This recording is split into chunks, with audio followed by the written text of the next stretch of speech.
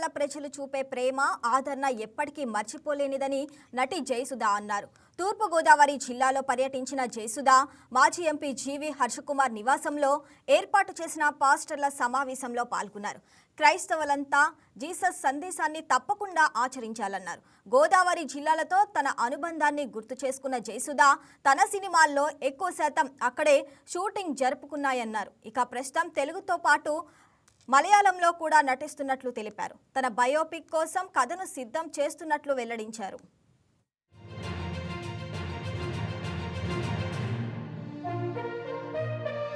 రాజమండ్రిలో హర్షకుమార్ గారి ఇంటికి అవర్ ఫార్మర్ ఎంపీ హర్షకుమార్ గారి ఇంటికి రావడం జరిగింది.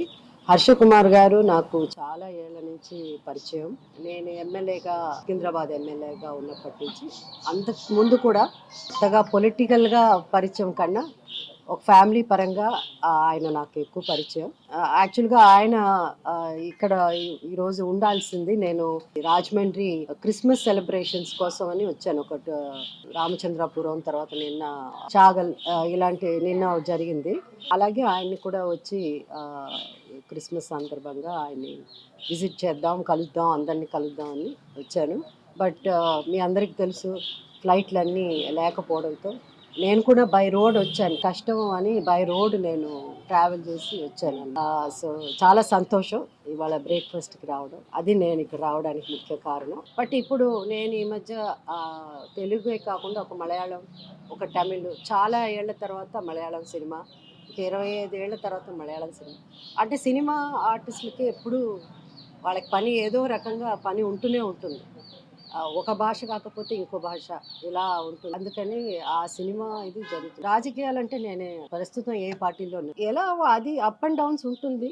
దాని గురించి మనం పెద్దగా వరి అవ్వాల్సిన అవసరం లేదు. సినిమాలు మారిపోయింది, టెక్నాలజీ మారిపోయింది. సడన్ గా ఇండస్ట్రీ చాలా బాగుంటుంది, అన్ని సినిమాలు హిట్ అవుతాయి, సడన్ గా అన్ని సినిమాలు ఫ్లాప్. లైఫ్ ప్రతి కళాకారు సినిమా ఆర్టిస్ట్ లైఫ్ లో అది యూజువల్గా 70s 80s ఇప్పుడున్న జనరేషన్ కూడా ఆర్టిస్టులకి ఇది మాకు second home. Especially Rajahmundry second home అనాలి. ఎందుకంటే నెలకి ఒక 15-20 రోజులు ఇక్కడే ఉంటారు. ఇక్కడ ఆ రోజుల్లో ఇంత హోటల్స్ కానీ ఏమీ ఉండేది కాదు. ఏదో ఒక హోటల్ ఉండేది.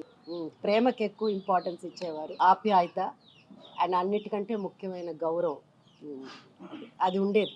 నా మీద బయోపిక్ చాలా రెడీ అవుతున్నాయండి ఇప్పుడు. ఎందుకు అది బయటకు వచ్చినప్పుడు పెద్దవాళ్ళు డిజిటల్ ప్లాట్ఫామ్ వచ్చాక అందరికీ అవకాశం, కొత్త వాళ్ళకు కూడా ఎక్కువ అవకాశం. కొత్త వాళ్ళలో కూడా గొప్ప గొప్ప నటులు ఉన్నారని ఇప్పుడు మనకి ఓటీటీ వల్ల వీటి వల్ల ఎన్నో డిఫరెంట్ ఇది ఉంది. దానివల్ల చాలామందికి అవకాశం ఉంది. పర్ఫామ్ చేయగలిగిన ఆర్టిస్టు మెయిన్. సో ఇప్పుడు యంగ్స్టర్స్ అంతా బాగానే చేస్తారు. మొన్న అమ్మాయి బాగా చేసింది కదా, సావిత్రి మహానటిలో కీర్తి సురేష్. నేను వెళ్ళేదో అడిగేస్తాను, నేను ఎవరిని ఏం అడగను. సడన్ గా ఇండస్ట్రీ చాలా బాగుంటుంది, అన్ని సినిమాలు హిట్ అవుతాయి, సడన్ గా అన్ని సినిమాలు ఫ్లాప్ అవుతుంది. అది ఎప్పుడో దాటిపోయింది, 350 సినిమాలు ఎప్పుడో ఈస్ గాట్ వండర్ఫుల్. ఆయన యాటిట్యూడ్ ఆయనదే అండి. అసలు దాంట్లో యాక్టింగ్ ఏమి ఉండదు. పవన్ కళ్యాణ్ గారి గురించి మీరు డిప్యూటీ సీఎం ఆయన గురించే కదా మీరు చెప్తున్నారు. అప్పుడు ఎలా ఉన్నాడో ఇప్పుడు అలాగే ఉన్నాడు. ఆయనలో మార్పు ఏం లేదు.